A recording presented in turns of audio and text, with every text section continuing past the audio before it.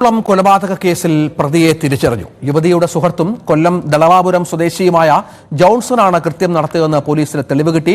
1 വർഷമായി ഇരുവരും അടുപ്പത്തിലായിരുന്നു. ഇവർ തമ്മിൽ സാമ്പത്തിക ഇടപാടുമുണ്ടായിരുന്നുവെന്നാണ് ഇപ്പോൾ ലഭിക്കുന്ന വിവരം. കഠിനകുളം കൊലപാതകം അത് കൊല്ലം ദളവാപുരം സ്വദേശി ജോൺസൺ 1 വർഷമായി ഈ യുവതിയുമായി അടുപ്പത്തിലായിരുന്നു. സാമ്പത്തികമായ ചില കൊടുക്കൽ വാങ്ങലുകൾ അവരുടെ ഭാഗത്തു നിന്ന് ഉണ്ടായിരുന്നു എന്നതും പോലീസിന് വളരെ വ്യക്തമായി തന്നെ മനസ്സിലായിട്ടുണ്ട്. ഇതനുസരിച്ചുള്ള അന്വേഷണത്തിലായിരുന്നു പോലീസ്. വിനോദ്, പോലീസ് പറയുന്ന കാര്യങ്ങൾ എന്തൊക്കെയാണ്? രഞ്ജിത്ത്, ഈ കേസിൽ ഒരു നിർണായകമായ വഴിത്തിരിവിലേക്കാണ് കാര്യങ്ങൾ എത്തിയിരിക്കുന്നത്. കാരണം ഈ സോഷ്യൽ മീഡിയ വഴി, ഇൻസ്റ്റ വഴി പരിചയപ്പെട്ട സുഹൃത്ത് തന്നെയാണോ കൊലപാതകം നടത്തിയതെന്ന കാര്യത്തിൽ ചില സംശയങ്ങൾ ഉണ്ടായിരുന്നു. പക്ഷെ ഇപ്പോൾ അത് സ്ഥിരീകരിച്ചിരിക്കുന്നു. ജോൺസൺ ആണ് കൊലപാതകം നടത്തിയത്. കൊല്ലം ദളവാപുരം സ്വദേശിയാണ്. ഇയാൾ ഫിസിയോതെറാപ്പിസ്റ്റ് എന്ന ചില വിവരങ്ങൾ കൂടി ലഭിക്കുന്നുണ്ട്. ഫോൺ സ്വിച്ച് ഓഫ് ആണ്. കഴിഞ്ഞ ദിവസം ഈ കൊലപാതകം നടത്തിയ ശേഷം യുവതിയുടെ തന്നെ ഇരുചക്ര വാഹനവുമായി ചിറയൻകീഴ് റെയിൽവേ സ്റ്റേഷനിലേക്ക് പോവുകയും അവിടെ കൗണ്ടറിന് സമീപം ആ സ്കൂട്ടർ ഉപേക്ഷിച്ച് ട്രെയിനിൽ ഇയാൾ സഞ്ചരിച്ചു കടന്നു എന്നാണ് പോലീസ് കരുതുന്നത്. ആറ്റിങ്ങൽ ഡിവൈഎസ്പിയുടെ നേതൃത്വത്തിൽ 4-അംഗ സംഘം ഇക്കാര്യത്തിൽ അന്വേഷണം നടത്തുന്നുണ്ട്.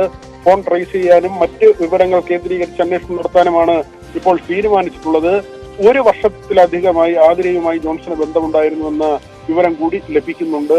സാമ്പത്തിക ഇടപാടുകൾ നടന്നിരുന്നു. യുവതിയിൽ നിന്ന് പണം വാങ്ങിയിരുന്നു. പലപ്പോഴും ഈ ഫോട്ടോ കാണിച്ച് ഭീഷണിപ്പെടുത്തി പലപ്പോഴായി യുവതിയിൽ നിന്ന് പണം വാങ്ങി എന്ന വിവരം കൂടിയുണ്ട്. ഇത് വീട്ടുകാർ അറിഞ്ഞ ശേഷം ഈ ബന്ധം വിലക്കുന്നതിന് ശ്രമിച്ചു. എന്നാൽ ഇരുവരും ബന്ധം തുടരുകയായിരുന്നു. ഈ കൊലപാതക ദിവസം പോലും വീട്ടിലെത്തിയ പ്രതിക്ക് ചായ നൽകിയിരുന്നു എന്ന സൂചന ഉണ്ട്. അതിനുശേഷമാണ് ഈ കൊലപാതകം നടക്കുന്നത്. ഭർത്താവിനെയും കുഞ്ഞിനെയും ഉപേക്ഷിച്ച് ഒപ്പം വരണമെന്ന് ജോൺസൺ ആതിരയോട് ആവശ്യപ്പെട്ടിരുന്നു. ഇത് യുവതി നിരസിച്ചു. ഇതിന്റെ വൈരാഗ്യത്തിലാണ് കൊല നടത്തിയതെന്നും പോലീസ് കരുതുന്നുണ്ട്. രാജീവ് ആതിരയുടെ ഭർത്താവാണ്. സമീപത്തെ പാടിക്കവളാകും ക്ഷേത്രത്തിലെ പൂജാരിയാണ്. രാജീവിൽ നിന്ന് 2ലേറെ തവണ പോലീസ് മൊഴി രേഖപ്പെടുത്തി ചില വ്യക്തത വരുത്തുന്നതിന് വേണ്ടിയാണ്. 7 മാസം മുൻപ് രാജീവ് ഈ ബന്ധം അറിഞ്ഞിരുന്നു. അന്ന് വിലക്കാൻ ശ്രമിച്ചു. ഒരാഴ്ച മുൻപ് ഇങ്ങനെ പ്രതി കൊലപ്പെടുത്തുമെന്ന് ഭീഷണിപ്പെടുത്തിയിരുന്നതായി ആതിര രാജീവിനോട് പറഞ്ഞിരുന്നു. ഇതേ തുടർന്ന് പോലീസിൽ പരാതി നൽകാൻ നിർദ്ദേശിച്ചെങ്കിലും, അല്ലെങ്കിൽ അങ്ങനെ പരാതി നൽകാമെന്ന തീരുമാനത്തിലേക്ക് പോയെങ്കിലും യുവതി അത് തടസ്സപ്പെടുത്തി. കാരണം ഇത് നാട്ടുകാർ അറിഞ്ഞാൽ അപമാനമാണ്, ആത്മഹത്യ ചെയ്യേണ്ടി വരും, ഇക്കാര്യം പറഞ്ഞ് പരാതി നൽകാതെ ഒഴിഞ്ഞു മാറുകയായിരുന്നു. ഈ സംഭവം നടന്ന് ദിവസങ്ങൾക്കുള്ളിലാണ് കൊലപാതകത്തിലേക്ക് കാര്യങ്ങൾ എത്തിയത്. രഞ്ജിത്ത്, അതാണ് സാഹചര്യം. ഏതായാലും കഠിനകുളം കൊലപാതകത്തിൽ പ്രതിയെ തിരിച്ചറിഞ്ഞു എന്നുള്ള പ്രധാനപ്പെട്ട കാര്യമുണ്ട്.